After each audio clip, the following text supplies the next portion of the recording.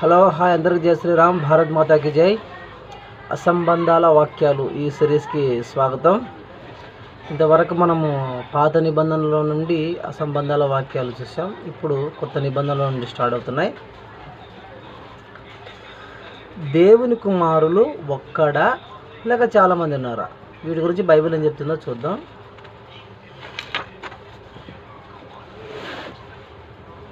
1 యోహాను 4వ అధ్యాయం 9వ వచనం, మనము ఆయన ద్వారా జీవించినట్లు దేవుడు తన అద్వితీయ ఒక్కడే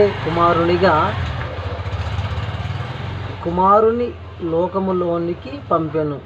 దీని వలన దేవుడు మన యందు ఉంచిన ప్రేమ ప్రత్యక్షపరచబడెను.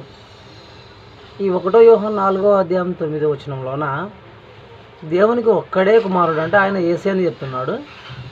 ఈ క్రైస్తవులు వచ్చి ఆయన ఒక్కడే కుమారుడు అని మనకు చెప్తుంటారు.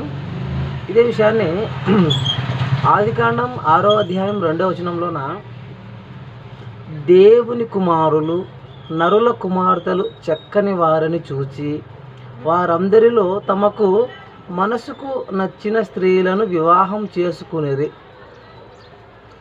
ఇక్కడ దేవునికి కుమారులు చాలా మంది ఉన్నారంట. నరుల కుమార్తెలతో వాళ్ళు పెళ్లి చేసుకున్నారంట. లూకాసు వార్తలోన వంశావళి ఉంటుంది. ఆ వంశావళిలోన లాస్ట్కి ఆదాము పేరు వస్తుంది. ఆ ఆదాము పక్క దేవుని కుమారుడు అని ఉంటుంది.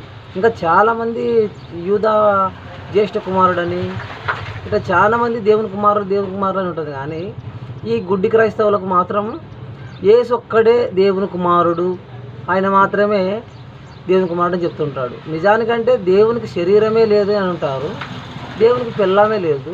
అటువంటిప్పుడు ఈయన కుమారుడు ఎట్లా అవుతాడు? యేసు అందరితో పాటు సమానమే. జై శ్రీరామ్, భారత్ మాతాకి జై.